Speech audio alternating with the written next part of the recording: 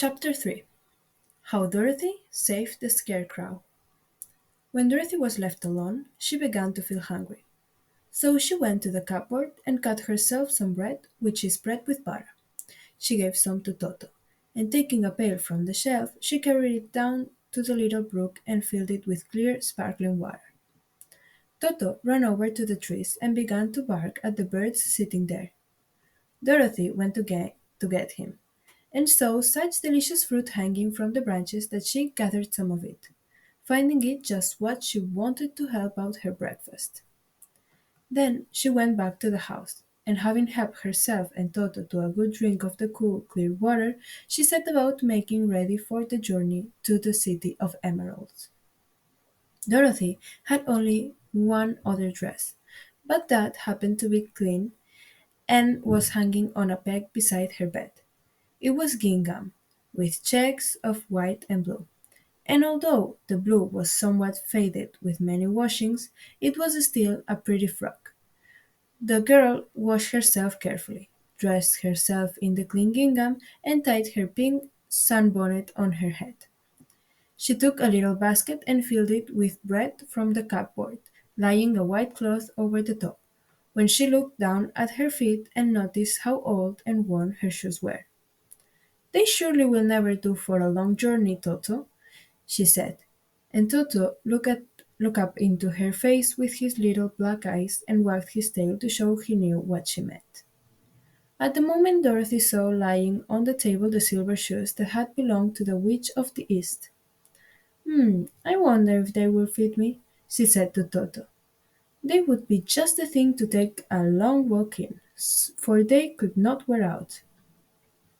She took off her old leather shoes and tried on the silver ones, which fitted her as well as if they had been made for her. Finally she picked up her basket. "Come along, Toto," she said. "We will go to the Emerald City and ask the Great Oz how to get back to Kansas again." She closed the door, locked it, and put the key carefully in the pocket of her dress. And so, with Toto trotting along soberly behind her, she started on her journey. There were several roads nearby, but it did not take her long to find the one paved with yellow bricks. Within a short time she was walking briskly towards the Emerald City, her silver shoes twinkling merrily on the hard yellow roadbed. The sun shone bright, and the birds sang sweetly, and Dorothy did not feel nearly so bad as you might think a little girl would who had been suddenly whisked away from her own country and set down in the midst of a strange land. She was surprised as she walked along to see how pretty the country was about her. There were neat fences at the sides of the road, painted a dainty blue color, and beyond them were fields of grain and vegetables in abundance. Evidently, the Munchkins were good farmers, and able to raise large crops. Once in a while she would pass a house, and the people came out to look at her and bow low as she went by. For everybody knew she had been the means of destroying the wicked witch and setting them free from bondage. The houses of the Munchkins were odd-looking dwellings, for each was round, with a big dome for a roof. All were painted blue, for in this country of the East blue was the favorite color.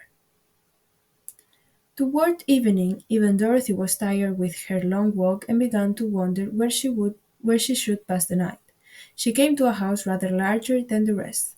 On the green lawn before it many men and women were dancing. 5 little fiddlers played as loudly as possible, and the people were laughing and singing, while a big table nearby was loaded with delicious fruits and nuts, pies and cakes, and many other good things to eat. The people greeted Dorothy kindly, and invited her to supper and to pass the night with them, for this was the home of one of the richest Munchkins in the line, and his friends were gathered with him to celebrate their freedom from the bondage of the wicked witch. Dorothy ate a hearty supper and was waited upon by the rich Munchkin himself, whose name was Buck. Then she sat upon a settee and watched the people dance. When Buck saw her silver shoes, he said, "You must be a great sorceress." "Why?" asked the little girl. "Because you wear silver shoes and have killed the wicked witch. Besides, you have white in your frock, and only witches and sorceresses wear white. My dress is blue and white checked, said Dorothy, smoothing out the wrinkles in it. It is kind of you to wear that, said Bob. Blue is the color of the Munchkins, and white is the witch color, so we know you are a friendly witch. Dorothy did not know what to say to this, for all the people seemed to think her a witch, and she knew very well she was only an ordinary little girl who had come by the chance of a cyclone into a strange land. When she had tired watching the dancing, Buck led her into the house, where he gave her a room with a pretty bed in it. The sheets were made up of blue cloth, and Dorothy slept soundly in them till morning, with Toto curled up on the blue rug beside her. She ate a hearty breakfast, and watched a wee Munchkin baby who played with Toto and put his tail and crowed and laughed in a way that greatly amused Dorothy. Toto was a fine curiosity to all the people, for they had never seen a dog before. "How far is it to the Emerald City?" the girl asked. "I do not know," answered Bob gravely, "for I have never been there. It is better for people to keep away from Oz, unless they have business with him. But it is a long way to the Emerald City, and it will take you many days. The country here is rich and pleasant, but you must pass through rough and dangerous places before you reach the end of the journey." This worried Dorothy a little, but she knew that only the Great Oz could help her to go to Kansas again, so she bravely resolved not to turn back. She bade her friends good-bye and again started along the road of yellow brick. When she had gone several miles she thought she would stop to rest, and so climbed the top of the fence beside the road and sat down. There was a great cornfield beyond the fence, and not far away she saw a scarecrow, placed high on a pole to keep the birds from the ripe corn. Dorothy leaned her chin upon her hand and gazed thoughtfully at the scarecrow.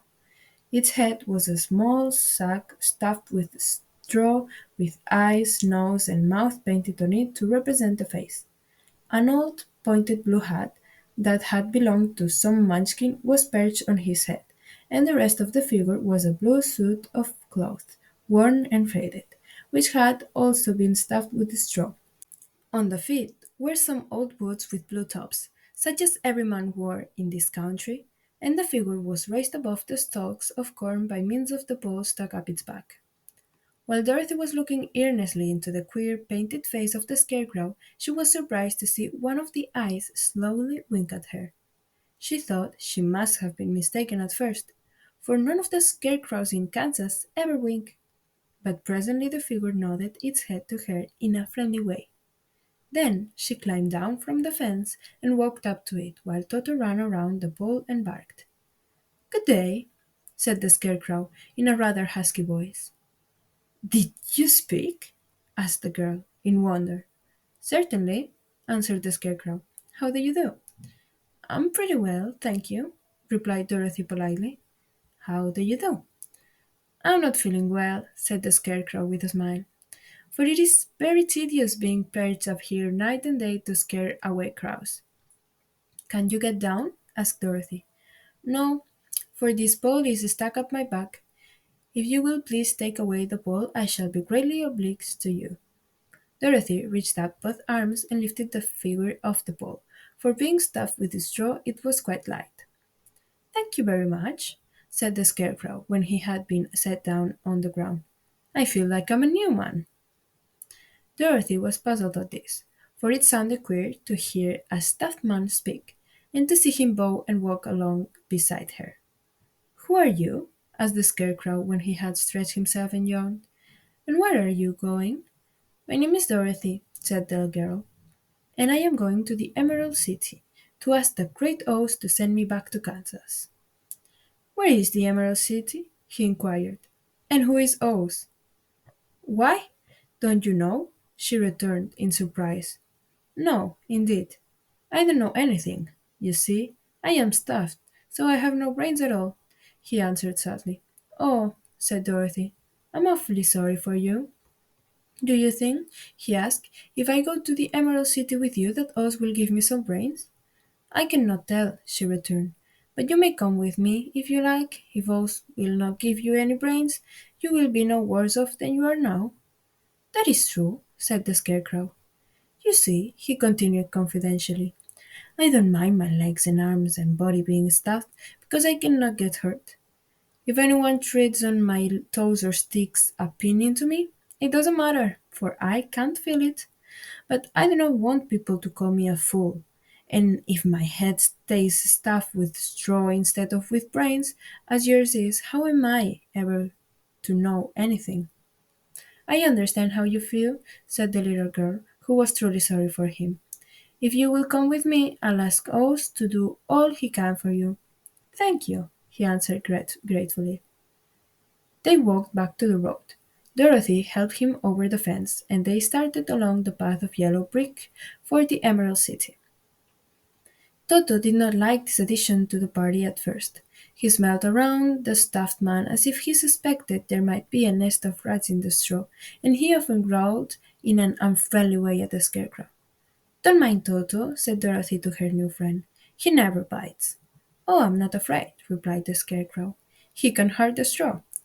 Do let me carry that basket for you. I shall not mind it, for I can't get tired. I'll tell you a secret, he continued as he walked along. There is only one thing in the world I am afraid of. What is that? Asked Dorothy.